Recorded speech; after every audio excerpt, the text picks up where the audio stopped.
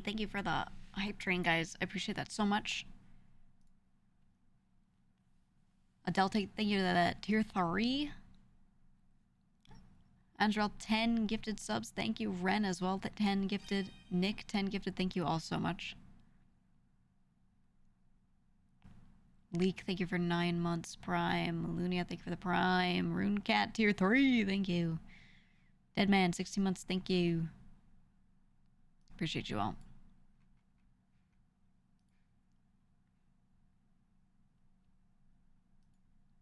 Oh, I wanted to say, it's been happening more and more that when I change my category, it looks on my dashboard and in all places for me like the change happens, but sometimes it doesn't.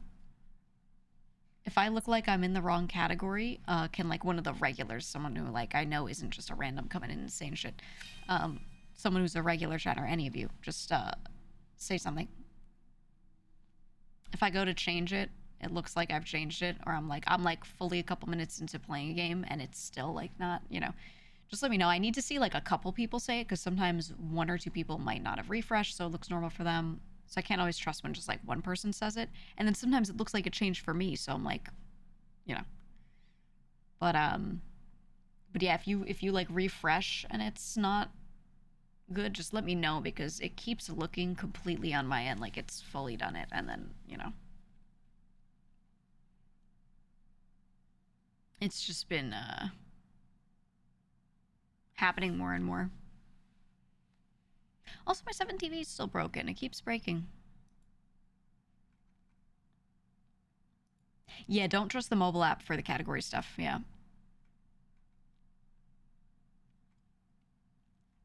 Takes forever. Takes absolutely forever. So, Dandy, thank you for the fresh sub. Welcome on in. Random, thank you for the 28 moods. Oh, no, 30. 28 streak. You were about 30. Yeah, 7 TV's still broken. I'm gonna... Let me refresh. Let me see if it helps it. Usually doesn't, but...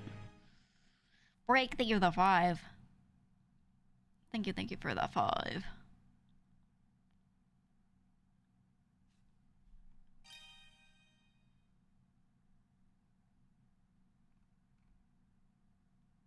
Phil Brill, thank you for the sub. Map view doesn't show category. Yeah, I gave like one or two people mods ability to affect like title and category and stuff.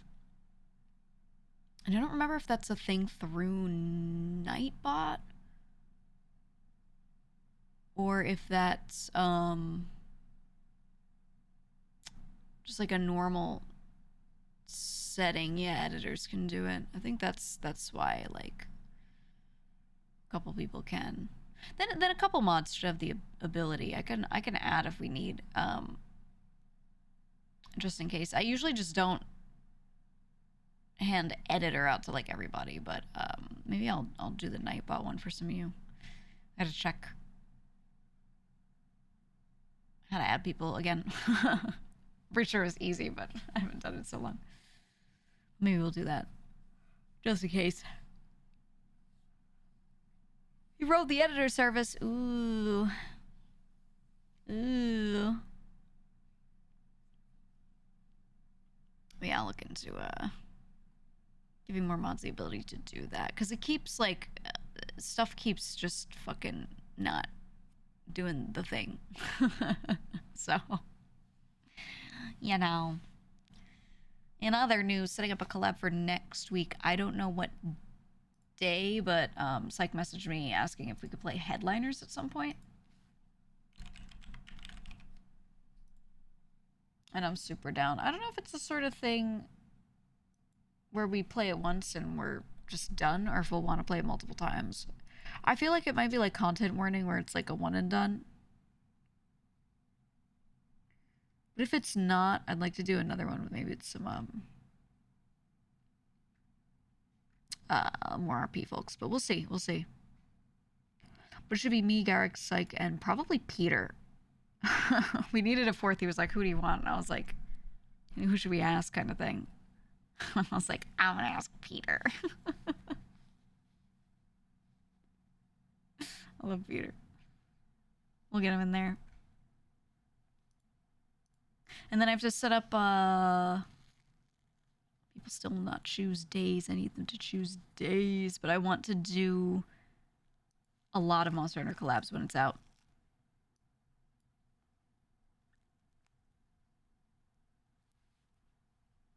Play once and wait. Yeah, so was Zort, to be honest. Zort was so good, but it's a play once kind of thing. Yeah, we'll do Monster Hunter. I mean, I'll probably... I know I have, like, a lot of people I could ask. It's just very annoying to have to, like, hunt down 20 different people and try to wrangle their schedules. So I'm just gonna tell a lot of them, if you see me on stream playing the game and I don't have a full party and you're a friend of mine, just message. Like, that's it. I think that's all I'm gonna do. Any Mousy play it? Well, so a lot of members of Ishoujo will play it a bit, but I haven't seen any of them, like, play a fuck ton of it besides maybe K-San. And not even a fuck ton, just kind of, like, revisiting it, like, long-term playing. Because, like, I'll keep hopping on and playing event quests and stuff. I played World for, like, literally years, you know? I don't know if any of them will do that. So I'm sure when things release, I'll have them to play with, but I have to see who actually wants to play it, like, long-term, because most people fall off. But it'll be nice for that first month, for sure. A lot of people will be playing. So. Mono with PP and Skara. Yeah, and Sean, too. Shaunik. I was gonna get them together, just sit around, hang out, and play. A vibe stream, you know what I mean? Not like a crazy, like, content hit the clip stream, but like a vibe stream. Yeah, we'll play with Garrick 100%. And then of course, like, Girls of Sea, I know no matter what, I can be like, guys, guys, I wanna play.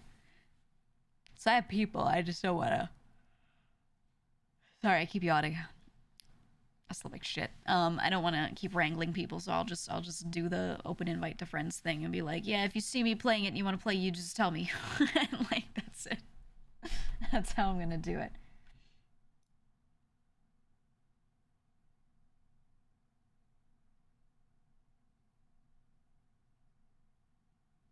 That's how I'm gonna do it. You still go back to World to fight Fatalist? I wanna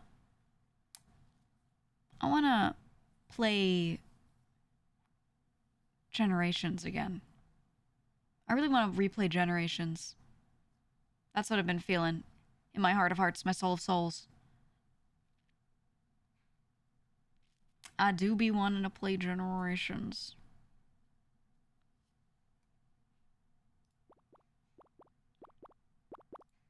Anyway, I wanna... Let me check something. There we go. Guys, what do you think of this? Do you think good idea or horrible? I whitelist certain members of the chat, and then I allow just those people, when they pay a certain amount of bits, to run an ad.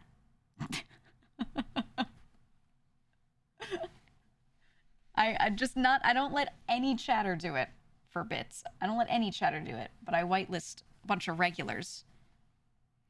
And I let them hit like a 60-second commercial or something, like button, you know. I don't want to do it as a redeem because you can't whitelist for that, right? You can't. I think it'd be fun. I was hanging out in Sykes' chat, and my favorite bit is, like, you know, there would be like a bunch of new people and stuff, and his chat like reminds him, hey, to run ads, because I have mine on the scheduler, but he does it like manually. So they are in the habit of reminding him, and then they're always like, they're like, hit the ads button, let's go, and they fucking love it so much. They start spamming the emotes, and I was like, yeah, it really is a thing that we do together, right? Like, like all the subs are just like Lamau ad time. Yeah, curse of ads. I thought it'd be funny. It just makes me think back to, I don't know if you guys remember a long time ago when the rocks out, juice it moment, juice the ads moment with Harry. If you were there, if you know, you know. And I was like, I missed that. I missed that. But it should be possible. Let me look. I believe I can whitelist. I think. Just the ads was such a moment. Yeah, TLDR for anyone who wasn't there. One of my friends in my GTA gang is playing. There's some sort of fight that he and a few of our guys are embroiled in with some other group, and then they start getting like a billion chat hoppers, like people hopping from the other chat to their chat, and trying to trash talk and shit. So he just kept hitting the ad button over and over, and his chat was like, juice it, juice the ads, juice it, so that way all the new people couldn't see. And they come in and be like, why the fuck are there ads? I can't see the stream. So he just completely Donut-walled them entirely so that they couldn't even like they wanted to come in and talk shit, but then they just could not see through the wall of ads. So it was so funny. It was a legendary stream too, because like it was just so funny. If you were there, it was, oh my god. It was fucking hilarious, dude. It's genius. It is. I always say it. I always say it. If you ever have an issue, let's say you get clipped and you put on LSF and you get a bunch of like randoms coming and saying like insane shit in your chat, like a fuck ton of new people being like crazy toward you. Just press the ad button. The people who are subbed to you already will still be able to watch. Non-subs who are still regulars will get it. They'll understand because they don't want to see that anyway. And then like the new people, you're just juicing the ads on them so you get paid, right? And then they can't even like watch, so they're just confused. And those with bad intent, usually if they can't do their thing, they just leave. It's the best strat, man. It really is. It really is. What is else? Oh yeah. It's a subreddit. It's a subreddit for clips and things, but it's known that like it has a bunch of dedicated, users, and a chunk of them, a very loud chunk of them, are like awful to people. Yeah, it is a drama farm. And I've had friends like have random clips of theirs end up there, and like they didn't even do anything wrong. There's just like a bunch of people being weirdos in their chat afterward, because most normal people will just look at a post and go, oh, okay, and then move on. But like there will always be a pocket of people that are like crazy, So I see that as a moment where they should just juice the fucking ads, dude. So I think it'd be funny if I'll look into it, but if I can like whitelist people in the chat to be able to just do that. You know what I mean? Yeah, speaking of ads, there should be one starting in 9 minutes. 9 minutes is when it's scheduled. Though if you get one now, it might be like a weird join time thing. Yeah, I know. You only like NL clips on there because it's just him saying something funny, not some bullshit. Yeah, I mean, to be fair, like if you get clipped and thrown there, you get people checking you out. Like it's the best advertisement. The problem is just, more than half of those people that show up and talk in your chat are gonna be like, awful. Laura, that happened. You still dealing with someone's garbage people? Yeah, I think there's nothing wrong with people disagreeing with something like that situation. There's nothing wrong with people not liking it or whatever, but if your resulting thing is to harass somebody for weeks, you're crazy. Like, you just gotta go. Like, you have to log off, you know what I mean? Regardless of what anyone's opinion is, the fact that there are people kind of congregating in a space where they all collectively, like, they basically circle jerk a lot, and they convince each other in a circle all that it's fine to do that to people. I'm like, brother, like this is not a battle you're gonna win, or there isn't even, like, you're not even in this, you're just a viewer, like, it's crazy. Like I said, you could disagree and stuff, and you could be like, hey, I didn't like that situation. I don't like what he did at all. That's totally fine. I didn't like how he reacted. Okay, that's totally fine. That's fine. It's just like the resulting behavior that gets like crazy, Sometimes it's antisocial behavior. Yeah, it's like people that have not been well socialized. Like when people are like, oh, pit bulls are terrible, and I'm like, yeah, a lot of them just weren't socialized. It's like the same thing, right?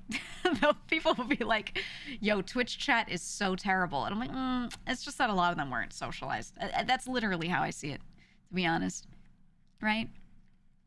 I would also not react well to a whole ass cancel campaign because I fucked up my mage rotation. As someone who's played a bit of Classic WoW in the past, I was still looking at it and I was like, yikers. But it's okay to just be like, yeah, I fucked up. And then people were mad because it wasn't a simple, yeah, I fucked up. So I get it. I completely get it. But I'm not about to, like, grab a pitchfork and a torch and be like, you gotta die. You gotta die for this. Also, I think deaths are great content. So there's a part of me that's like, yeah, let it burn. But that's a separate tangential thought, not related to that. That's just like a, you know, it's just a separate thing. Yeah. Yeah. Yeah. So what if I say I like your vampire model more, but honestly this model's fine? I don't care what you think. That's really all. No one cares. Doing a revolution with pitchfork and torches is so freaking fun. I think actually that genuinely is a part of it. I think when people go on these like harassment campaigns over things like this, I think a part of it is genuinely that they find it entertaining.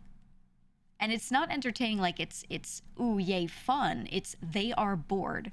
They don't do anything with their lives. There's nothing that they, or in that moment they're not doing anything with their lives, right? There's nothing that they crave to do. So they're just searching for something, and this is something that they can just get their brain attached to. Therefore they're entertained by it, right? It's kind of sad. It's kind of sad. Jealous behavior. Yeah. No, and to be fair, even people with jobs, like, don't get it twisted and be like, it's all kids, it's all people who are jobless, whatever. It's also people with jobs who, like, lead totally normal lives who just don't know how to fucking behave. You see them at work. Unsocialized people. Someone at work will just say some crazy shit. Everyone has a coworker that's just fucking insane and doesn't understand the world and reacts to everything so weirdly, right? So poorly. They're everywhere. You can give those people jobs. It's not going to make them not harass people on the internet. They're just fucking unsocialized and unwashed. You know what I mean? That's just how it is, dude.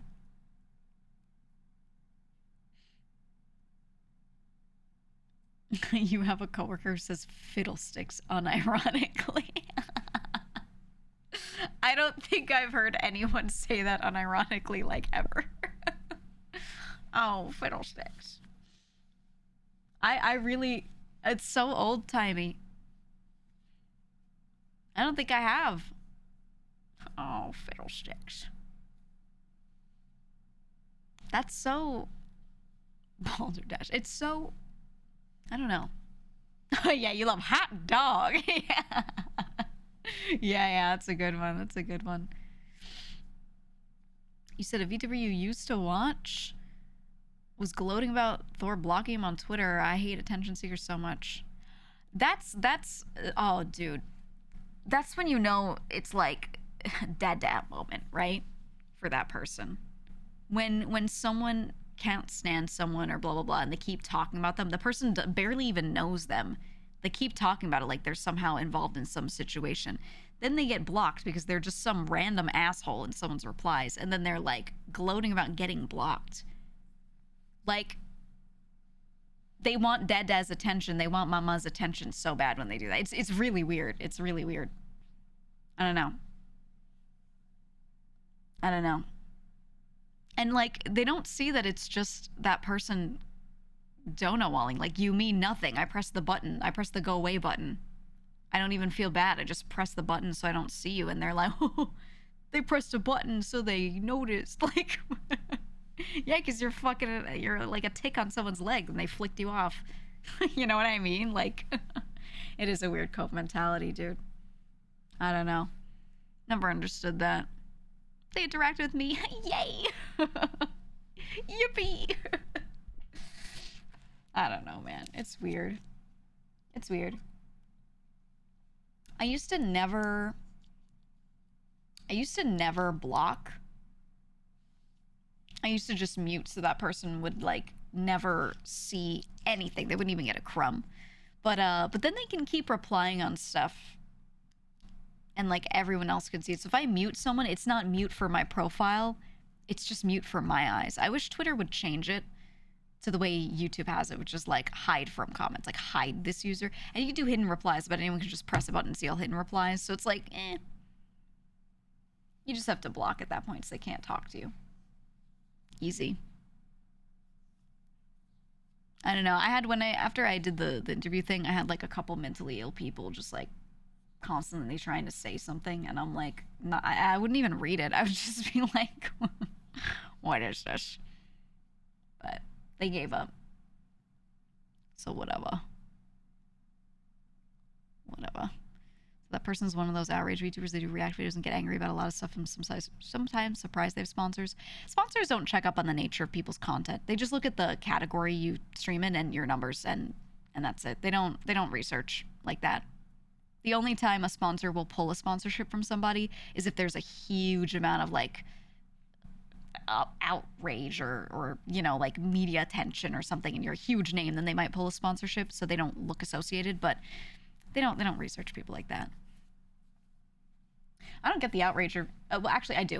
I was gonna say I don't get the outrage VTuber, the outrage streamer thing, but like it just some people they usually slip into it, right? They make normal content. They're like, I'm just here to have a good time. I want to have a podcast. I want a game or whatever, you know. And then they talk about some situation that has nothing to do with them, and they give an opinion, and they get people in their chat who really want to like really care about that stuff, who then start watching them a lot because they want to talk about drama. And so their viewership goes up, and you know, they're like, oh, and it usually starts off very innocently. It starts off as like they're just talking about a situation and giving their opinion. And then those people, they don't realize they're building, that's the circle jerk right there starting. They don't see it.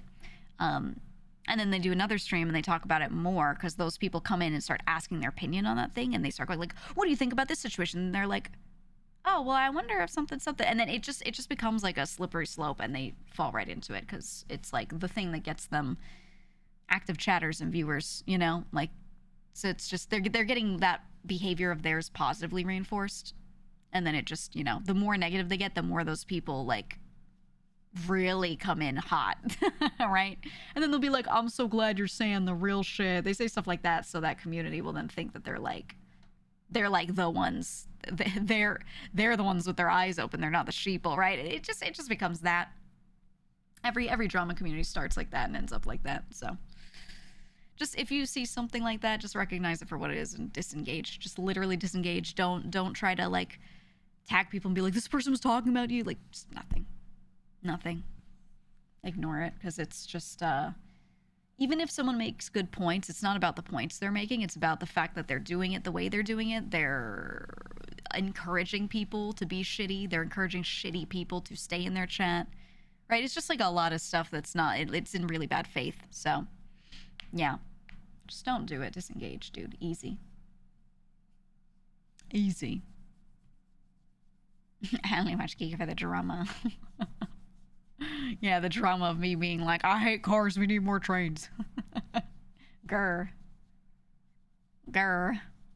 Is that not just how drama and celebrity news started back in the day as well? It is. That's what I'm saying. It's the exact same thing. It's the same as the whole kind of content machine back in the day that became paparazzi and became tabloids and stuff. It's the same exact thing happening. It's just the internet version. That's all. You know, but they won't see it as that. They don't realize they're the same as people like running tabloids. It's the same shit, right? Follow the Mousy method and just tell them donate plasma. Yeah, exactly.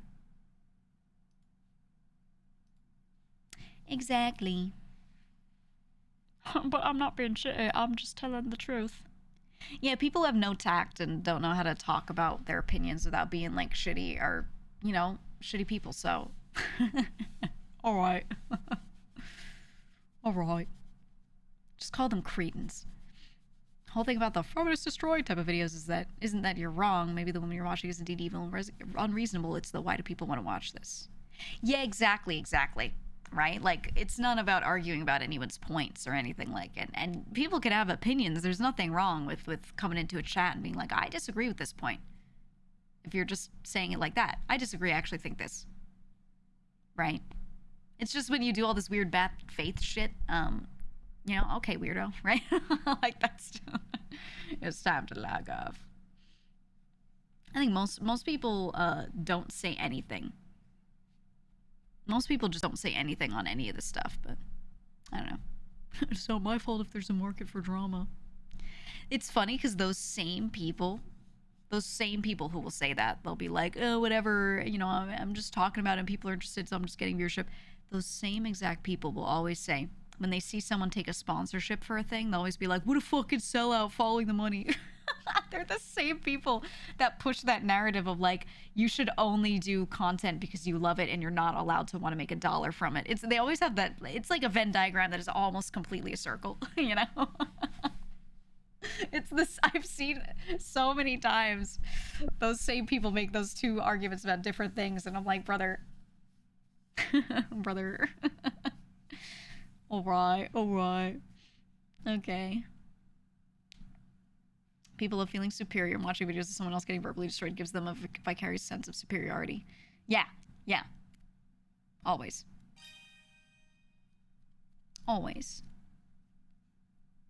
It's so tiring. Yeah.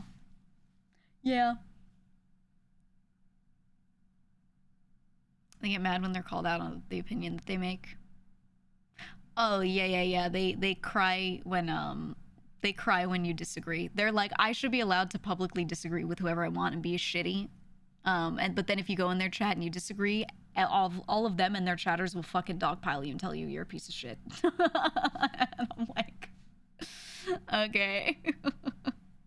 Or even the ones that like try to appear reasonable, they're like, I get what you're saying, but you're fucking stupid, right? Like they always go, I get it, but, and then they just like, they won't say, okay, agree to disagree, ever. They won't say that. They just keep saying their thought over and over like it's correct and not just an opinion, right?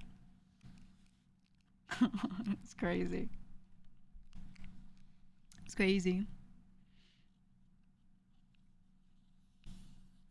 I get it, but you're dumb and I'm right. Yeah, stuff like that. People gotta play more video games. Well, the thing is, those people, if they played video games, they'd get way less viewership, right? Because the way I see it is like, you have an audience. Everyone's got an audience. Some people are really funny and they're able to build up an audience doing like just gaming and reacting to the game they're playing, right? Queso moment. Some people are good at chatting. They're able to build up an audience chatting about whatever the fuck. Doesn't even matter. Some people are good at creating content just around a topic. It's not even about them. It's just the way they curate it. Great. All of those people, if they just farmed drama, would just get more people showing up. Right? Like, that is true for everyone. Everyone has a baseline, depending on the kind of content they do. And then above that, there's a, but if I did drama, though, line, right? that exists for everyone. Everyone has a choice to engage in that or not. But, you know, so those people that, like, do that, they're above their baseline kind of thing, right? If they went and did non-dramatic content. So I think they just don't want to... They don't want to lose the paycheck. They don't want to lose the attention. Which I understand. I still wouldn't do the same thing, but I understand it. The overlap of brainless chuds high-horsing the most mundane point while also having the opinion of a filth monster on politics or inclusivity in media is insane. You're telling me, Garrick. You're telling me. I think the strat is if someone comes into your chat and says something and it's like one of those, you just repeat it in the SpongeBob voice. They're like, I don't agree with your opinion. You go, I don't agree with your opinion. That's it. That's literally all you gotta do, man. You don't gotta go into it. You don't gotta address it. You don't gotta get into semantics with that person. They're gonna rules lawyer you, you know? You don't need any of that. You just go, hey, your mom. Your mom thinks that, you know? Easy. I'd just say, I've been meaning to ask, Zen's chat is constantly making fun of her, but your chat is more chill. How do you get a chat to do that? Positively and negatively reinforcing things you do and don't want. That's it. If someone is acting in a way that I like, I'll read out their message and laugh because it's good and I'm having a good time. If someone is uh doing the bully the streamer bit and I don't like it, I tell them I don't like it. And then my mods also know that I don't like it, so they're like, when someone's like really like like really digging in, the mods will just be like, no. Also, I have an emote GEEGA paper, and I let literally everyone in my community just post that at somebody because I don't want my own chat trying to police people with words. I don't want chatters to mini mod and to be like, here's what you're doing wrong, hey buddy, step this up. Like, the moment they start talking, not all of them are gonna have tact, and you know what I mean? Like, I don't want to just let loose a chat of people on one guy that they think is being a little off. So instead they just use the paper emote, and it just indicates like, that was weird. You know what I mean? Like, let's not. It's literally let's not, and that's all it is. So just giving chat like a tool like that helps. Does that make sense? Yeah, it's like the Tom newspaper meme. It kind of comes from that, yeah. So that's that lets people indicate to another chatter like the vibe of that was off without getting into semantics, without engaging that person in an aggro way or anything like that, right? So just those couple things, but you know. Yeah, Garrick said like pruning a bush, you tend to it and cut off the gross parts. It's also something that I've done for a really long time. It's not something you just do, right? You don't just do it and people just listen. You don't say once, I don't like this, and everyone listens. One, not everyone is in every moment of every stream. But two, you just need to be consistent, right? You need to be consistent. So if someone comes in, does a thing you don't like, and a mod prunes it, or you, the streamer, go, all right, pal, calm down. Or be like, hey, we don't do that here. Some people need to see that like 5 times before they are like, oh, okay. Like, that's the vibe here, right? So you just have to be consistent so that everyone gets it. And realistically, most chatters come in and they're just going to reflect the vibe of your chat. So if you just build a core audience that gets that, because you're consistently repeating these things, then when people come in, they're going to see that the chat's not like that and they're not likely to do it. That's all. It's curation, exactly like Woodward said. Like, you just curate the community. It's just slow, consistent, like, reminding, I do and don't like this. And you don't have to launch into a discussion. Someone does a thing and you be like, yeah, I don't like the bully the streamer thing, let's not do that. You say that, boom, and you move on, right? Or you can make a joke out of it. I make bits out of it all the time, right? Like, I don't always just say a matter of fact. Whatever the vibes of the stream currently are, I just say it in that way. So if we're just hanging out playing Minecraft, dicking around, someone comes in, I'll be like, brother, I'm playing Minecraft, can we not? Right? Like, I'll say something like that and just keep the vibes what they are. That's it. And you just do that forever and it works. But also, like, Zen is fine with that bit of people like being like bully the streamer and whatever. Like, she enjoys that banter with people she doesn't know. She's fine with that. So she doesn't try to curate it differently because she's fine with it. You know what I mean? So it's just whatever you want. TLDR, don't let people do things you don't like in your chat. That's all. And you don't have to have crazy rules or make them follow TOS or whatever. You just go, I don't like that. It's your house. Okay? That's all. That's all. Yeah, and exactly what Garrick said. Yeah, the TLDR is a lot of people when they're smaller, a lesson that they tend to not learn, that I think hurts their growth in the long run, is that they just let people run rampant in their chat with these little things that make them feel weird or they don't like, because they don't want to get rid of them. Because then you're down one chatter, you're down one viewer. And when you're small and you're growing, that's significant. And it makes them feel really bad, especially when you have a smaller chat. You see that person, you see more of what that individual's saying, you know those names well, you know, etc. So yeah, it just feels bad. It feels bad from your own perspective doing it. But I guarantee that if you let that one person be a bit weird in your chat, other new people that haven't talked yet are probably coming in and seeing that and going, I don't want to talk here, and either leaving or just never becoming chatters, right? So you're better off pruning, and then the people who are not likely to talk in that kind of environment but are likely to talk in a nice environment, they'll talk because you have a nice environment, right? That's all it is. So Yeah, guy farting in the room analogy. Yeah, basically your chat is your living room, and if you walk in there and some dude keeps fucking farting and you're like, it's fine, everyone, just ignore him, they all still have to smell it. And some people walk in and go, I don't want to be here, and leave, and you won't even see them enter the door because they just turn around, right?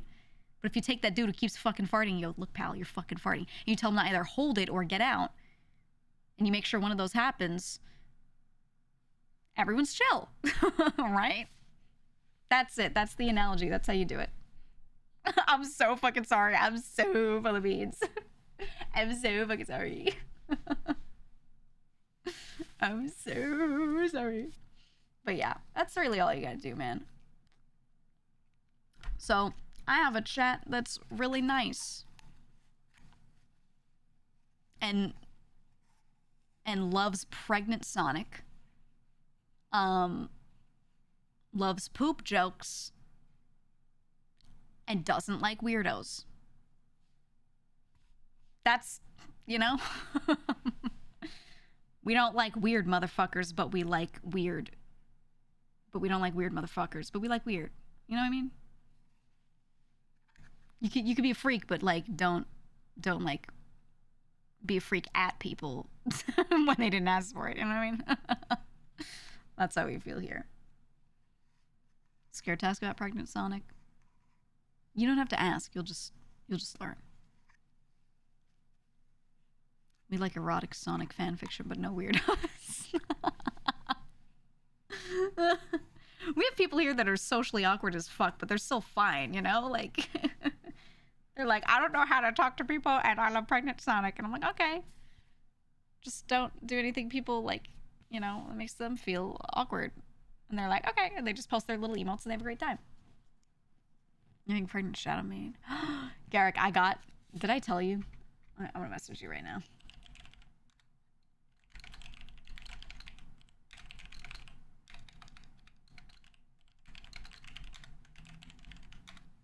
I'm sending you the name of the thing I'm doing.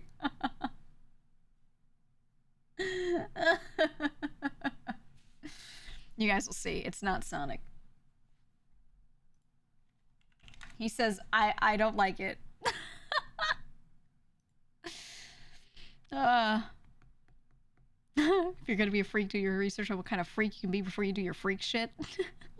That's the thing, like, you can be so fucking weird, or like be into the weirdest shit. That's totally fine. You just have to know, like you can talk about butts, but don't like walk up to a chatter and be like, I'm gonna talk about your butt. You know what I mean? That's the rule. That's all it is.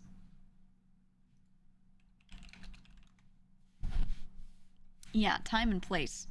Now, it is always the time and place for poop here, so just saying, but you know, use tact to figure that out. You know what I mean? Because, guys, it's fine. It's fine. My friend earlier sent me panels from a manhwa they were reading. And they were like, yo, check this out. And I was like, holy shit, that's amazing. The context is that apparently in the story, thank you, the dude has an apartment and some other dude moves in next door, and he's like, I keep hearing this dude having sex with people all the time. So he prays to God that the dude's dick would just be removed. He's like, just get rid of his dick. I can't take this anymore, because he's just trying to sleep. And then the dude's dick, the next day he wakes up and he doesn't have a dick anymore. He has womanly parts instead. So my friend was like, yo, check this out. It was like screenshotting these panels and sending it to me. And I was like, obviously that you know where this is going. Like, it's so fucking funny. He was like, check this out. It's like, where did you find this? Where did you find this? And you know what? If you found that, it's okay to share that in this chat, is what I'm saying. All right? Now, you don't want to be like, guys, let's read it together and hold hands, but you can be like, yo, guys, I found this freak shit. Check it. You know what I mean? Do the neighbors fall in love? I don't know. I was like, keep me updated, because you just ended it with the last, what did he send? The last panel was just the guy the guy taking his pants off and being like, look at what happened. And the other dude's like, huh? And that's the last panel they sent me. And I'm like, what does it mean? What does it mean? Where did you find this? Yeah, the text is, let me find it. The dialogue is funny.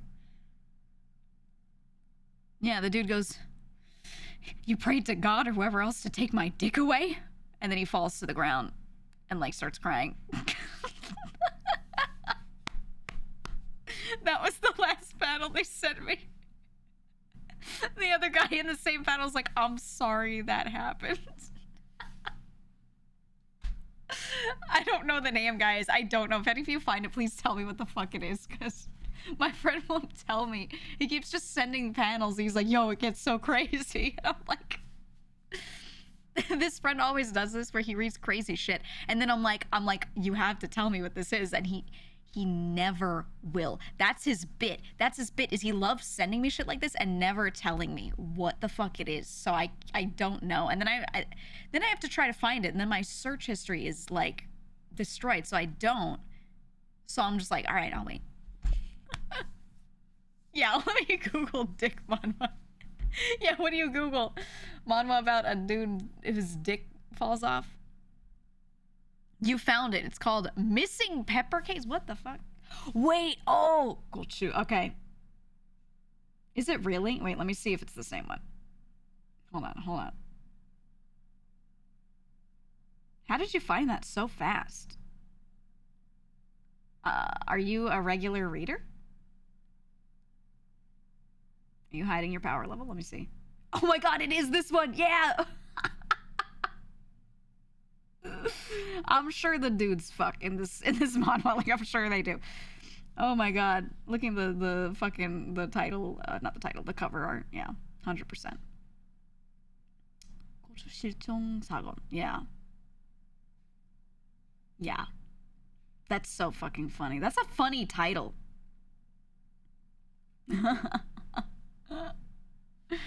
Well, it's not Dick Fight Island. It's not. We are part of the science team. Yeah, well, some of you are, yeah. I think that shit is so funny. I literally searched man prays his neighbor's dick away manga. I'm so sorry for your search history. My condolences, dude. Oh my god. It's so funny. All I know is I have like, he sent me like 8 screenshots. So it's like the equivalent of like 8 panels. And all I see is like, dude's neighbor keeps making noise, can't sleep, prays his dick away. Dude shows up and is like, my dick's gone. Check this out. Like, I read manga sometimes.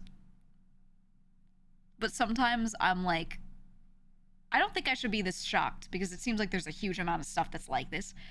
But I'm always shocked every time at how many different pieces there are that have this type of subject matter, right? Where it's just the stories keep getting crazier and crazier, and it's just fucking funny at this point. It's so funny. What are the tags? Divine Celestial Heaven God Realm. Erectile dysfunction. Heterosex in yaoi manga.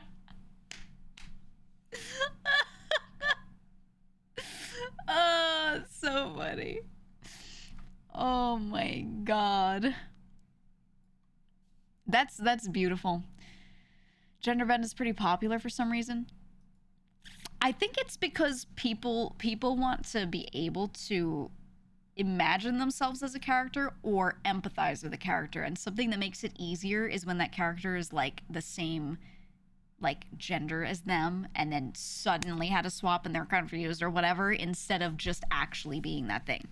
I think that's genuinely what makes it so popular. It's number one that it's a taboo thing, obviously, but then number two, like, I assume it's people being able to empathize with it. Does that make sense? I don't know. That's my guess, at least, or what would make sense. But also, it's also just like morbid curiosity, right? Like a crazy thing happens, and people are like, "Whoa, oh my god." Yeah. A lot of stories about a girl that wakes up in a parallel world where everything is the same but gender roles are swapped. Oh yeah. Oh yeah. Male Ryuko would have an unstoppable robot penis, and I'm not even kidding. Girls be like, if I was a guy, I'd have a 10-incher every fucking time, dude. Every time. I would kill those bitches. They wouldn't be able to stop me. Oh, it's so funny. It's so funny. Melly should do a game show where the contestants have to guess the manga or hentai based on the tags. That's a good one. Oh, it could be like, guess the game. Someone should make that. Guess the game, but that's the topic instead of games. Right? I think that would go crazy. I think that would go crazy. Testing really specific knowledge.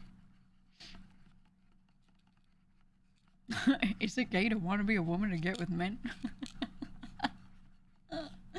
Uh-huh. I wonder. Like that series on YouTube where they guess based on screenshots. I played that one, or the one I was thinking of was Gamedle. There's Guess the Game where they show a screenshot, and then there's Gamedle where it has, like, the different aspects of it. Here's the studio that made it, here's the franchise it's part of, here it's first person, third person, whatever, right? They have all those different, what genre is it? All those different categories, and then you keep guessing, and as you get certain things that match, it'll go like Wordle, it'll be like green if it's exactly the same, like, yes, this is also a third person game. Yellow if it's kind of matching some, etc. I'm saying we need that, but for Mel, right? Yeah, hen title. That would go crazy. Just for Mel. Oh my god. Can you imagine? That'd be so funny. So fucking funny. But the thing is, if that's something that someone genuinely knows a lot about, then they'd have so much fun, like, trying to guess it, right? Trying to play that kind of game. I think she'd love it, yeah. Doesn't exist? Shocked. Yeah, I'm not shocked. I'm not shocked. I don't think enough people are deep into it enough to, like, to know the titles, remember character names and shit. I'm pretty sure people just look at it to look at it, do their business, and then they're done. Like, I don't think most people are actually reading it because they're like, yeah, I really want to know what happens to that guy. You know what I'm saying? So that's probably why people don't make something like that. It's not that kind of an interest for many people, to be honest. I don't know. It would be funny for Jeopardy, yeah. Story's so good. Story's so good. I remember, oh yeah, the one with the slime dungeon. Yeah, I don't, right? Like, it's at most a vague remembrance of kind of what it's about. I don't know. Then again, one of my most favorite streams ever was when we watched gay porn with Mike, but it was just the plot. It cut out everything not TOS friendly. So every scene where it would be like a full-on sex scene, it would just replace it with a slide. And it would be like, they have a great time by the poolside. And then it would go to the next chunk of plot. I want to do that again. We were talking about it. I talked to Mel about it too. You gotta do it again. They enjoyed some ice cream. Yeah, exactly. It's so fucking funny. The ending of that movie where they're gagging for 20 minutes in the sewer was the funniest shit I've ever seen.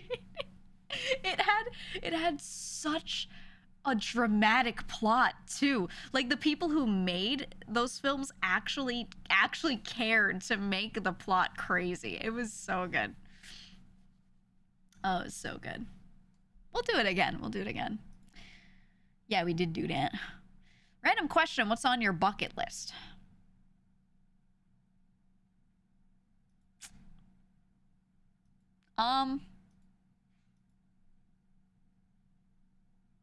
What is on my bucket list? Nothing. um,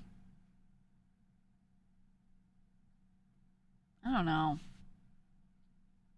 Nothing. Nothing. When I okay, not to be a downer. When I was faced with that, like you might not have long thing, I was like, okay, I'll just chill and play video games. That was actually what my genuine like live Giga reaction was, you know. So I just think I'm chilling. like I don't really have anything that I want to do so badly that I would like rush to do it. You know what I mean? Yeah, I just want to chill. I just want to chill. But I'm also a really lax person. Everything he wants to do is impossible or illegal. Well, well. I think I would like to travel more, but I also really don't want to because I've traveled a lot and traveling is annoying. But I want to be in those places. I don't want to have to go to them though. The traveling part, the getting there part, I hate so much. And I've been on so many planes and so many long drives and all these things, usually for work related stuff. I am good. I am good. When you live a life where in the past I would fly around so many times per year to fucking bumfuck everywhere, every city, every state, you get so tired of it. So there are some places I'd like to go for the sake of being there, but I really just fucking, I'm so tired of travel. Like, I can't do it. I can't do it. I don't know. I'll drive somewhere and walk around. What I've actually been doing is I think a lot of people think about travel destinations that are far out, far away, that they look up, that seem really great, uh, and they make this huge trip to go out to them. There are a lot of really nice places near you that are low key, but really, really nice.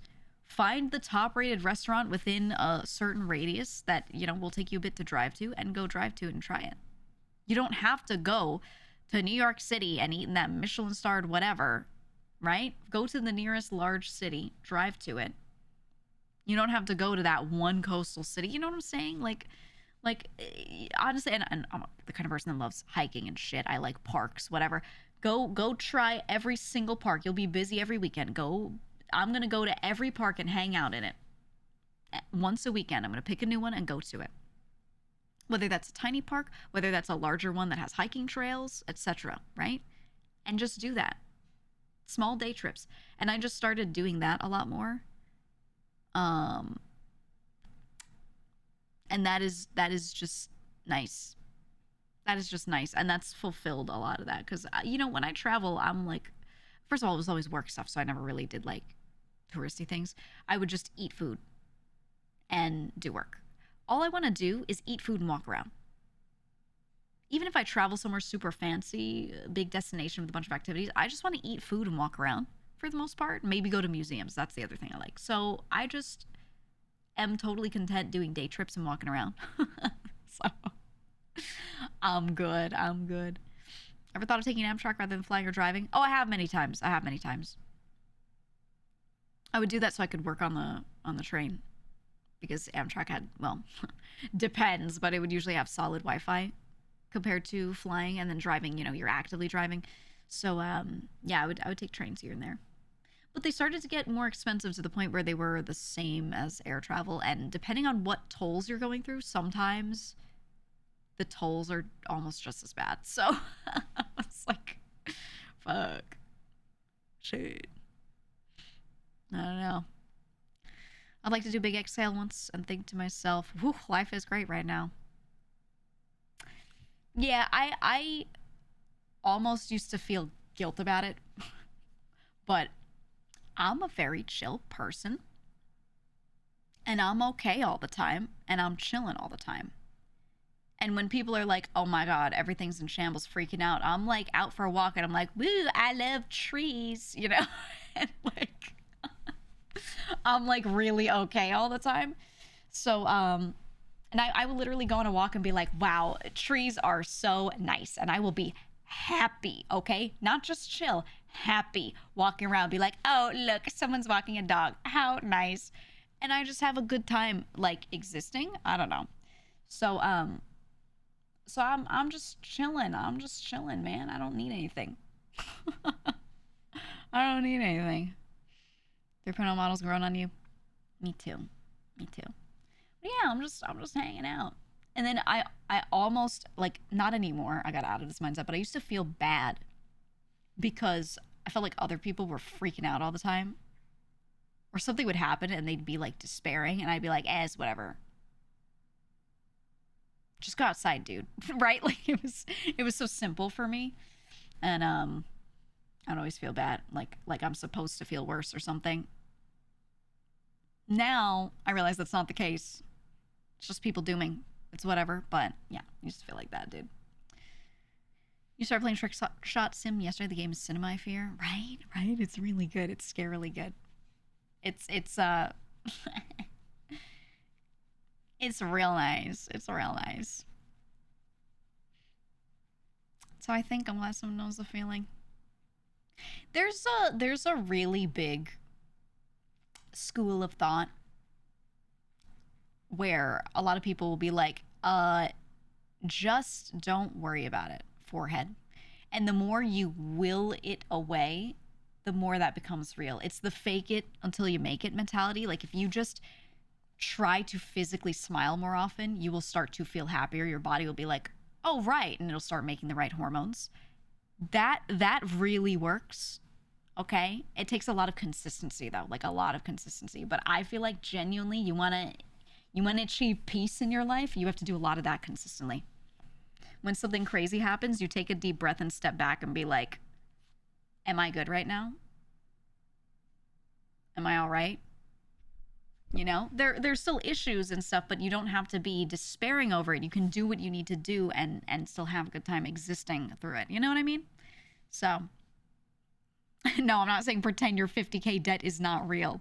I'm saying you can't do anything in that moment to make it go away.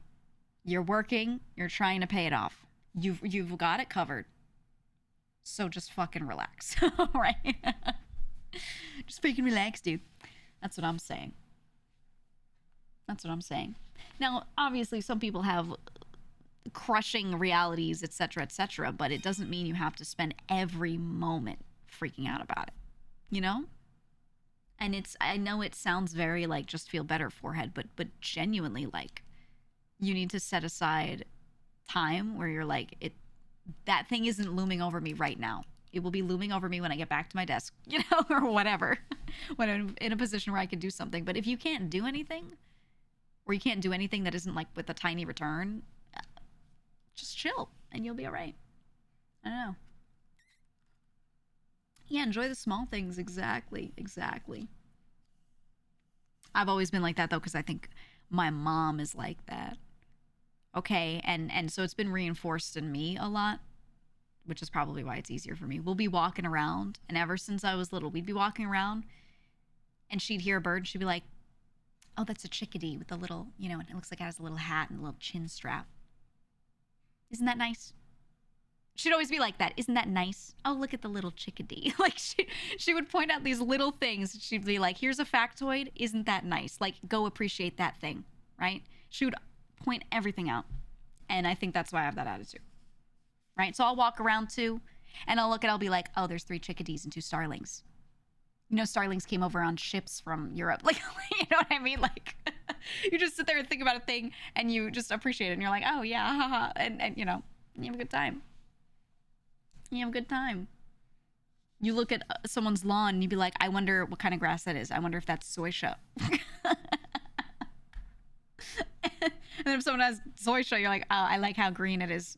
A lot greener than that lawn over there. Interesting. Just sit there and think about mundane shit, right? That's all. Zoysia. No, not zoysia. Zoysia. Grass variety. But still, you know, like just look at and appreciate and think about little things, and you'll chill the fuck out, right? You sit there and you're thinking about like about some sort of giant meta issue in your life. Oh my god, I have to pay off my bills every month. Okay. Are you already doing what you need to do? Yes. All right. Then go outside. Look at the fucking grass, dude. Let yourself just think about that, you know? Having pets can help with that. Oh, 100%. Everyone should have pets, in my opinion. Everyone should have a pet. It's the best. It's the greatest thing. Very healthy. Very, very, very healthy. Unironically touch grass. Yeah, I think it's being mindful, right? Not in a hashtag practice mindfulness way, but like literally just being mindful. You walk around, just look at things and let yourself think about those little things. And then sit there and look them up. And let your head be filled with tiny little factoids about everything. So when you look at that thing, that little factoid pops up. It's great. It's wonderful. If you walk around and you're taking a walk outside and you're still, while you're taking that walk, sitting there and being like, oh my God, everything's terrible, and spiraling on it, it's really not going to help you much. You need to focus on where you are and what you're doing, right? So you go outside and you're like, I wonder what variety of grass that is. Pull out your phone, go look up varieties of grass. How do I tell varieties of grass? Stupid shit like that. And it's not stupid shit, but very mundane shit. Doing things like that lets your mind get off of the doom spiral for a bit, right? Now, obviously, you need to sit back down and address things and take care of things and do what you need to do, but you're not 24/7 doom spiraling. And then that better mood makes it so that when you return, you go back to your house or to work or whatever you need to do, you're feeling a lot better going into it, all right? And you're way more likely to be in a spot where you're actually going to get shit done instead of just being depressed and that's where executive dysfunction comes in. That's where mood that you can't even work through comes in, etc., etc. So, So it's kind of how you get over seasonal depression. You love the smell of cold air, and lately, no matter how the day's been ending at work, you're just putting on a smile, happy to get out, enjoy the air. Straight up, me too. If I'm feeling bad, I can go outside and breathe in and be like, wow, I love winter. And it doesn't make the problems go away, but I feel much better. Straight up, I'm just like, yep, I love the winter. I can open my window and be like, cold air, love cold air. Ta-da. Some people do that with sunlight, with sunshine. Some people do that with nighttime. They go out and they're like, love the darkness, love the moon. How nice. Right? That's just what people do. And it genuinely, when you simplify things and you kind of let yourself do what seems like being simple-minded, it's a lot healthier, I think. That could be on your bucket list, funding an animal shelter or pet therapy for humans. Actually, that is something I mentioned before, yeah. If I were retired, if I made streamer buku bucks one day and then I had enough to just be like, all right, I'm goodbye. I'm not doing anything anymore and I could retire, I would probably just open a cat sanctuary, set up a cat cam, have a 24/7 stream going of that so that people could donate to the cats, and there you go. There you go. I would just do that. But I wouldn't say it's a bucket list thing, because I would also be totally fine just donating to someone who does something like that. I don't have to be the one that does it, but I would like to do it. That sort of thing would be nice. You want to get a tin roof so you can listen to the rain pitter-patter on it. Ooh, what you can do is you can put a tiny little awning like that over a window. Or even something that's like a little flower box outside of a window.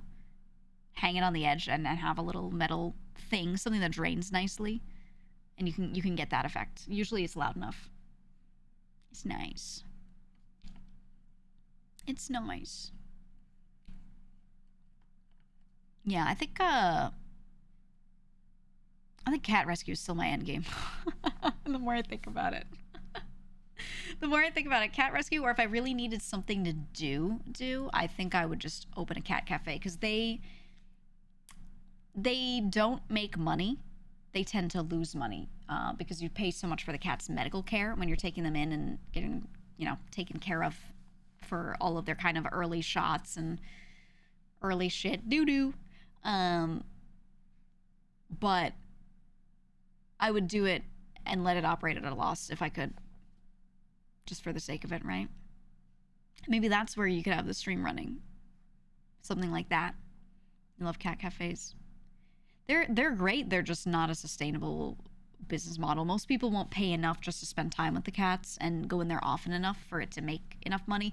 So you do make money off of the drinks, because margins on drinks tend to be really high. Um, and that still usually isn't enough unless you have an absolutely banger cafe, like incredible cafe. And usually the cafe part of cat cafes is either there's no real cafe, it's just called that, or it's there but it's a side thought. So it's not, the coffee's not that good, the tea's not that good, you know. But I think if you really focus on it, you lock in, you have a really good cafe, and then you just have cats anyway on the side, like you can probably sustain it. What's your favorite cat breed and ideal name for said cat? I don't have a cat breed that I like because I just pick up cats off the street. I just grab them and I'm like, yeah, you're not getting any diseases on my watch, and I put them inside. Any cat I've had, I either literally yoinked from outside myself, or I got from a rescue that yoinked one from outside. So I got Nucky, yoinked him from outside. He lived at a friend's house, like a childhood friend. Or his mother did, and then she had kittens, and this friend was like, hey, I know you wanted a cat. Because within that past year, I had both my cat and my old dog pass. And I just didn't have any pets, and I was like, yeah, I'll probably get new pets, but I always give it a little gap in between, a little time. So she called and was like, hey, remember that mom cat I told you that always, like, just hangs out and has been here for forever, who never got pregnant, never had kittens, so we thought she couldn't get pregnant? I was like, yeah. She went, she got pregnant. And I went, oh. So she was like, yeah, there are 3 kittens. So I took 2. One stayed with the vet that she brought them to, because the vet really liked one of the kittens, and he just wanted to keep it and give it to, I think, like his niece or something. So I took 2 of them, and that's Nucky, and then his biological brother, who was with my biological brother, because at the time we lived together, so we had the 2 of them. And then when my brother got, it's Glorbulon, the one who lives a little bit further, who I keep buying video games for, he moved away and took Lucky's brother. And I was like, oh, well, I really want to get a second cat now because he's used to living with another cat. So I got Wolfie. But I got Wolfie from like a foster group that I volunteered with. He was so sweet. And they would show all the kittens that they had every weekend and try to get people to, see them and adopt them. And he was only like 2 months older than the other kittens. They had a lot of 6-month, 5-month-old ones. He was like 7, 8 months. But he looked like an adult cat. Like, he was just big. He was a big cat. So people would see him, think he was an adult cat, and not really, like, give him a chance. Because most people want a kitten. And I interacted with him a few times, and I was like, hey, I love this cat. I really like him. Can I take him? And I loved it because they had him in, they would put them in this store to be shown every weekend and then bring them back to their foster homes for the rest of the week. And whenever I would see him, the kittens would, like, they'd be playing, but they'd also be very wary of people. Their eyes would be dilated. They'd be a little nervous. And Wolfie was just sitting there completely chill. Completely chill. They would even put little outfits on him, and he would just hang out. He didn't fucking care. He'd wear little outfits and he'd chill. His eyes were not dilated at all. I would reach toward the little cage he was in, and he would just sniff and hang out. So I asked if I could like bring him into a side room and like interact and stuff, and I was like, yeah, I want this cat. He's a chill guy. He is. And the thing that his foster parent made sure, like, to make very clear, she was like, he likes people, he will like you, but he likes other cats. And some cats are like that. They like other cats more than they like their owners even. I think he still likes me. I don't think it's more, but you know what I mean? Like, he just seeks out other cats to hang out with. And that's what I wanted for Nucky, so I got him. Would a cat cafe with rescue cats work after taking care of them first, of course? Most cat cafes are that. Most of them, they pair up with, like, regional, local foster groups, and they have them take their best socialized cats or cats that will work out well in that kind of environment and just put them in there. And then they basically are fostering those cats for that foster agency. And then when you go to those cat cafes, they're trying to get them adopted. So it's really just the same scenario as if they would be in a foster's home. Instead, they're just in the cafe, which is, as long as the cat is cool with that kind of environment and meeting new people, it's better for them because they get shown to more people. So their adoption rate is a lot higher. And usually cat rescues, foster groups, they're so overloaded. They have so many cats and they can't get rid of them fast enough. And cats outside have so many babies and people don't neuter them and spay them, blah, blah, blah, So they're always over capacity. So they are like dying to get their cats, adopted out. So the cafes are great because it helps people see them. Are dog cafes or cafes with other animals a thing? Oh yeah, they're puppy cafes. They're puppy cafes. Um, there are, I know in a lot of other countries, Japan especially, they have a lot of ones, like they have one for owls, they have ones for ferrets, whatever. But it's harder in the US because you're licensing to have different animals like that. It's harder, especially to have a lot of them. And then depending on where you are, the way zoning laws work is a lot of the time when you want to have a cafe like that, a pet cafe, you're keeping the animals in there overnight. They live there, which means legally in certain areas, that building, that business is a kennel. A kennel, okay? And a lot of kennels you can't have in certain types of residential areas or within an area close to them. Some areas you can't have them in normal commercial properties. You can only do them in industrial properties. So like zoning laws make it actually really difficult. I've looked into this fully. It's very it makes it hard to, you can't just like go to any commercial spot and be like, I want to turn this into a cat cafe, because they might just be like, you can't have animals in there overnight. Then it's legally kennel. No, you know. So it makes it a little difficult, but it's possible. It just depends on the area you're in. And then, you know, if they're also quote unquote exotic animals in the US, like you can't do that unless you're on like your own land out in the wild, you know, and you have to be fully licensed. So in the US, not so much, but in other countries, very easy. Most dog daycares are just an old factory building. Yeah, yeah, it's usually zoned for like industrial or something. Um, it's one of those things I wish they would make allowances for. And you can talk to a local government and say, I know you are not zoned in this area for me to have this thing, but I want to do it. Can you make a concession? Can we talk about this? And here's the exact nature of my business. You can come in and check how it's going to work. But it's more than just a kennel. It's a, you know, it's a cafe and it's for adoption, blah blah blah. Sometimes you can just talk to someone and they will just allow it. Yeah, you get a variance, exactly. Sometimes they will just allow it if you talk to them, but that takes so much fucking schmoozing with local officials, and it's so hard. It's so hard, but it's possible. You know, freaking zoning laws. 501c3. Almost all of them are 501c3s for the foster or rescue part of the business. And then they usually do it as two separate entities. They have a 501c3, which is a nonprofit organization that runs the actual fostering and animal rescue part of it. And then the cafe or the business is its own legal business. And then those two things, even if owned by the same person, are partnered together out of the same facility. That's how they usually do it with cat cafes.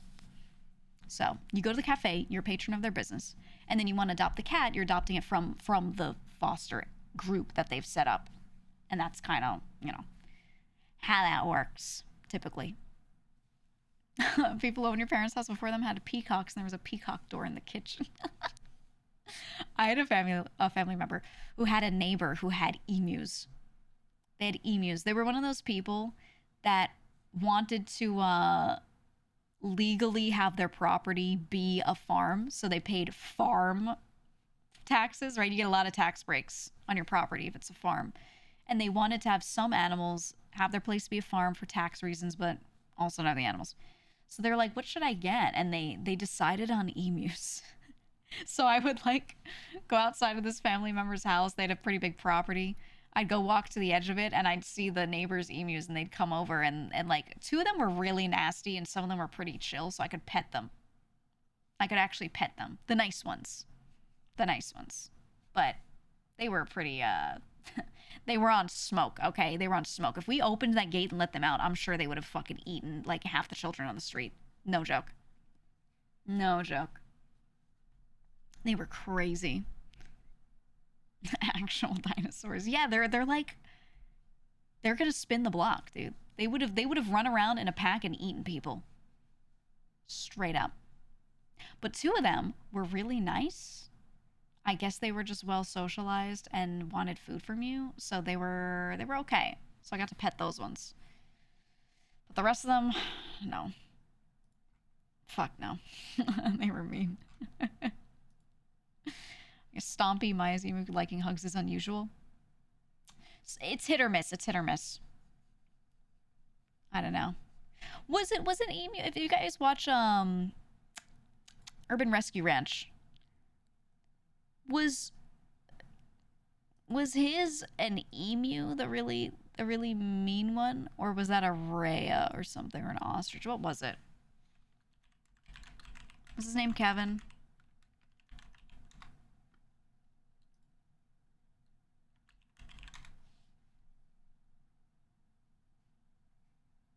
I still I love that channel so much. Here.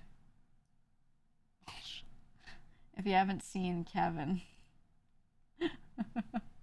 I love all of his fucking shorts about it too, especially.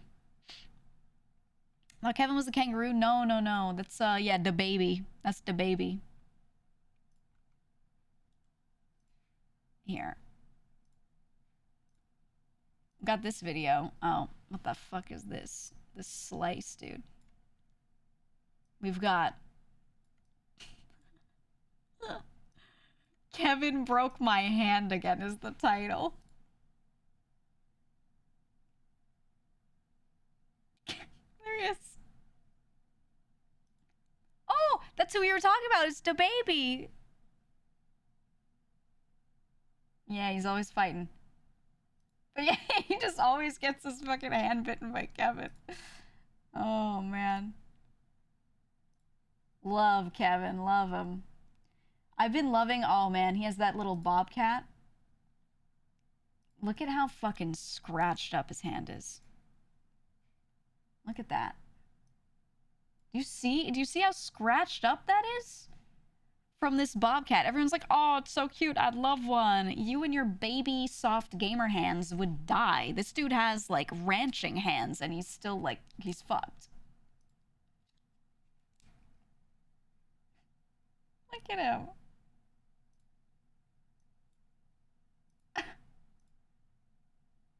Look at her. Mm-hmm.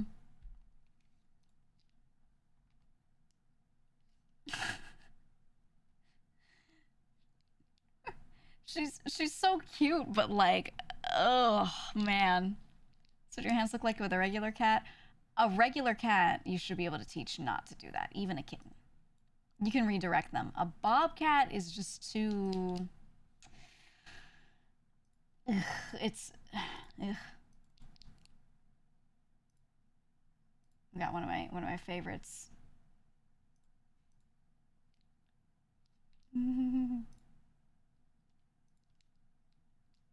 The Minecraft music.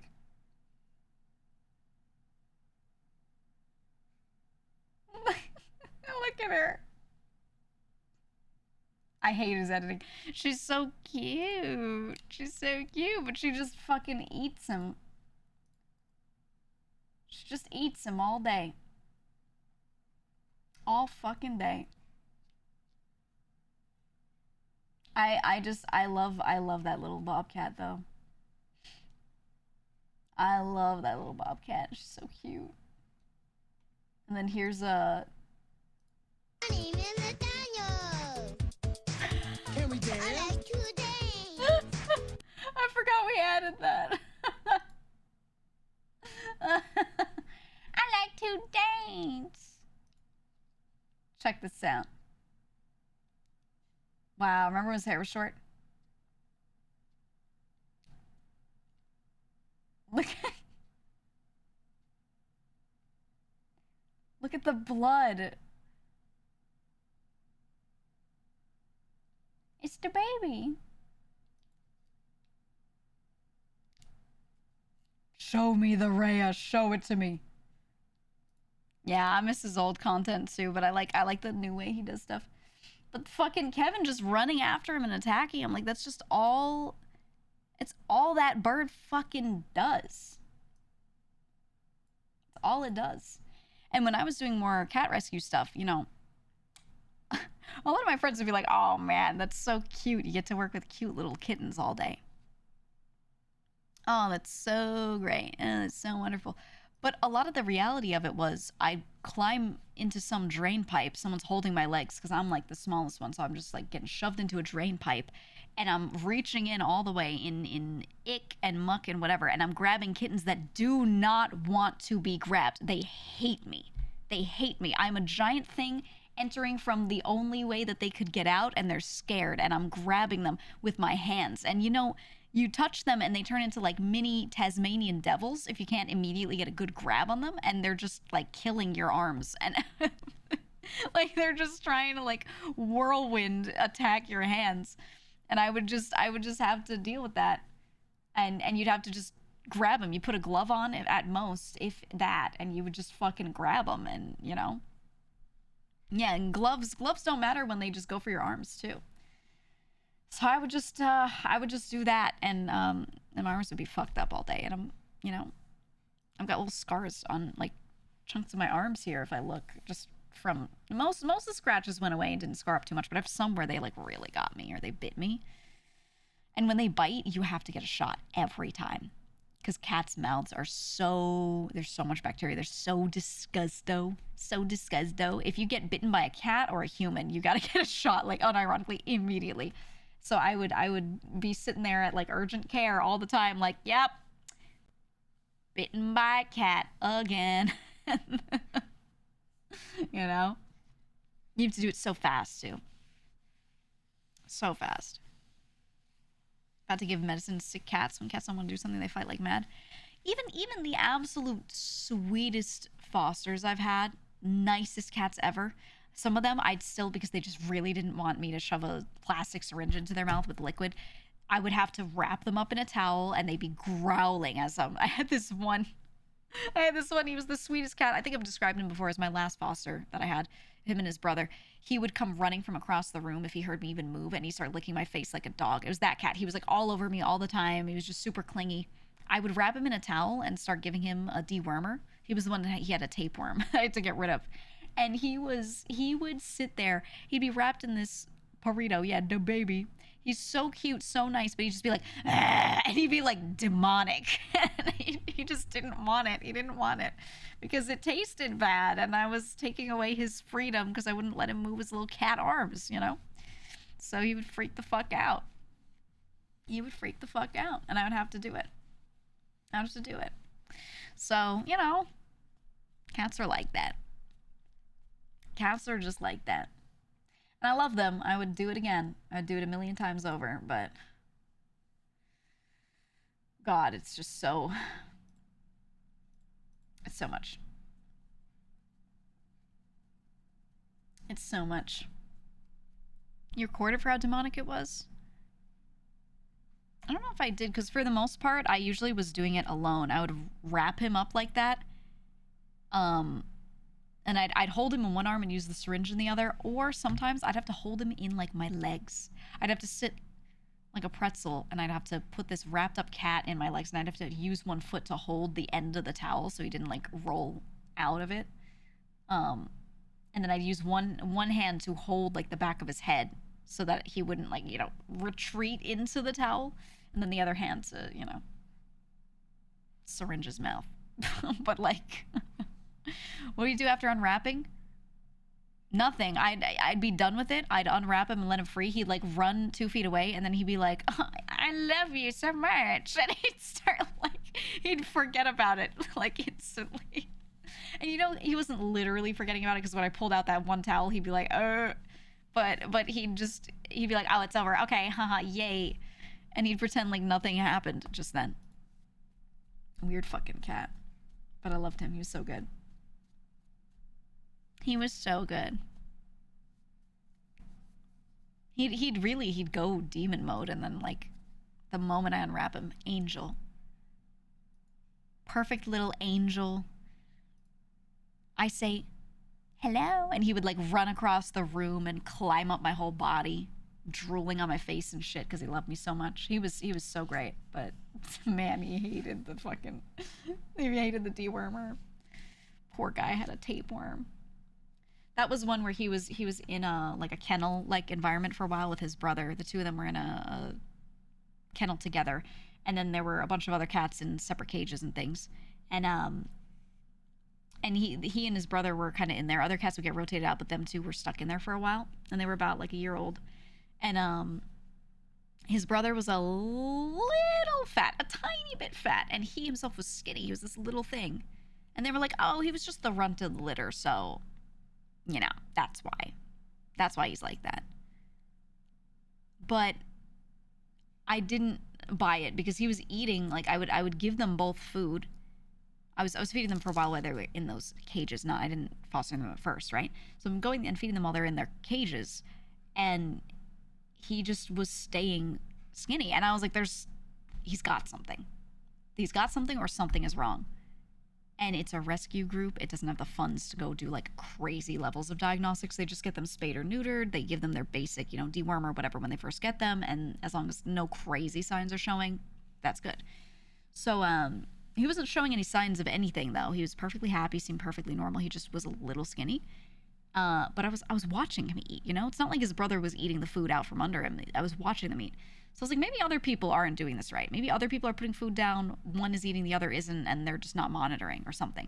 So then when I finally fostered them and I had them both and I could see, nothing, you see tapeworm segments. We didn't see the tapeworm segments at that time. No one saw them. I think it just like wasn't happening, or no one was catching it at the time. But then when I had them, because you usually only see that when that's fresh, right? I had them and I saw the segments and I was like, oh, okay. Surprising though, one of the boys had a tapeworm, the other didn't. Almost always if you have cats caged together and one has a parasite, the other will get it. But only the one had it, which was very weird. Very interesting. But yeah, he had a tapeworm, which is fine. You just shove some dewormer in their mouth and boom, the thing dies. But, and then the cat's fine. But I was kind of upset that like no one noticed. And I was like, man, they've been in this cage for like how many months and no one noticed? Poor cat. Surprising dewormer didn't get rid of it when they first got them.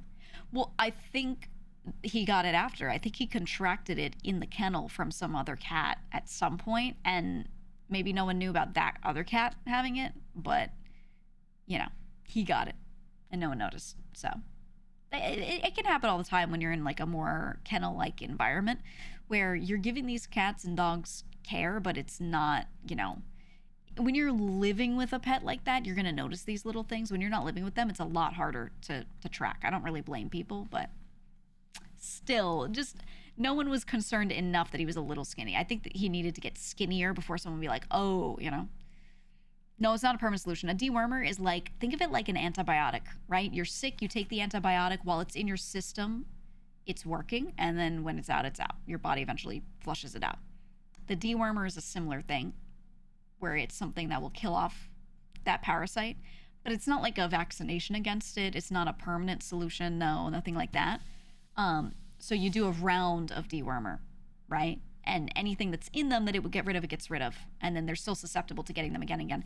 And that's why you shouldn't let pets outside, like cats especially, because they just contract them from the outside all the time. And some parasites are easy to notice, some you don't. And that's why their lifespans are shortened a lot by being outside. They get sick and they get all these parasites and things, and don't let them outside, TLDR. Just don't do it. Yeah, it's how much time you can give one cat while you have 40 others to worry about. Exactly. I would go in there and I would be feeding like 10 cats and giving them all attention, and I wouldn't be there all day. I'd just be in there to feed, let them out a little bit, and put them back in. So, I don't blame people for not noticing, to be honest. Sometimes you need multiple rounds. Yeah, I had to do like 2 rounds of dewormer on him before like we were sure it was gone. It was a whole thing. I had to wrap him up like a little burrito like 500 times, dude. I had to do it every day, day and night, twice a day, dewormer, for, I want to say that was like a 2-week thing. And then we waited. And then eventually later I saw signs of tapeworm again. I was like, fuck. So I did it round 2 of that. So, 4 weeks total of deworming.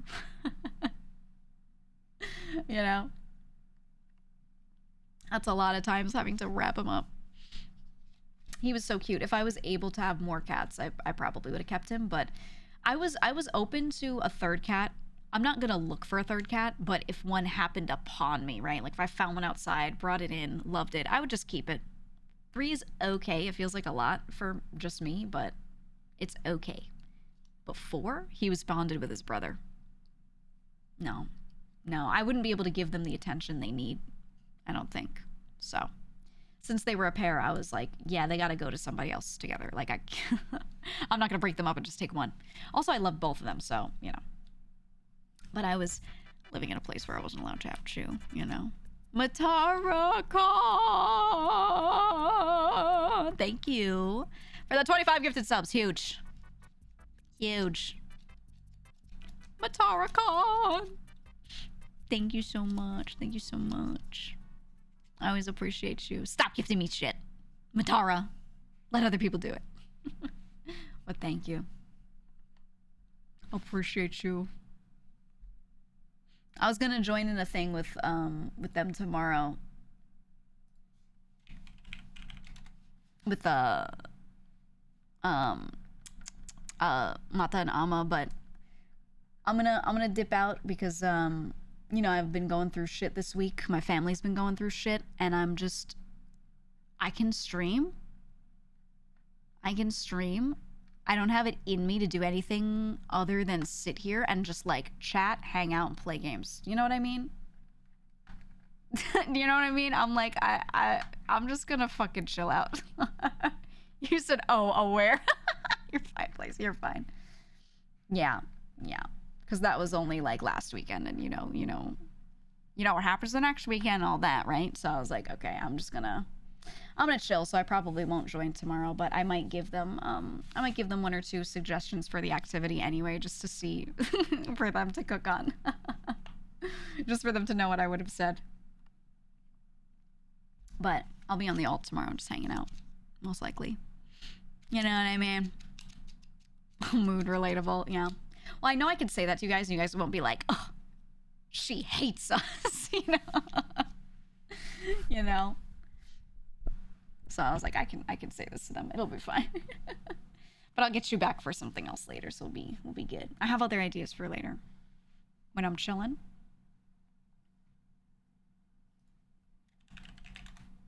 I do have other ideas. I do indeed. So, if you guys want to just play games, just let me know.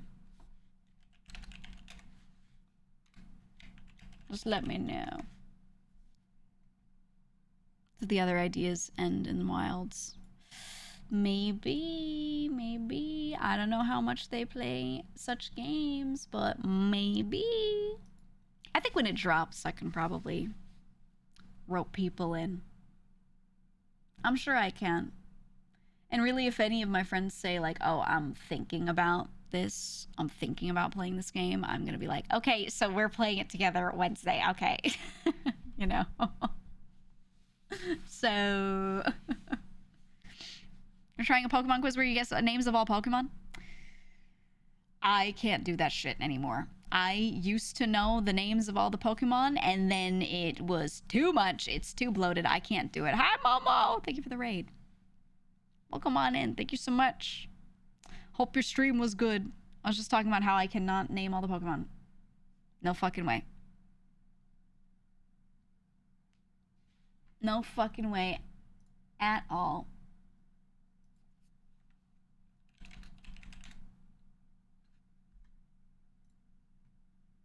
No way. There's too many? Yeah, I can't do it. I can't do it. It's you know, if it's the first couple of gens, I can name most of them, but yeah, they're over 1,000. I don't even remember 1,000 like people, streamers, content creators. Like I couldn't even name all those. So how the fuck am I gonna remember Pokemon? Their names aren't even names. They're just like words. They're weird amalgamations of other words. I don't know. I don't know who or what they are. And I keep getting them. Oh man, I feel like a boomer because I keep getting them mixed up. I'll see one and it's like, it's Klefki, but it's made of metal. And I'm like, is that Clink? Is that Carl? Is that... You know? I can't do it. I can't do it. I don't know what they are.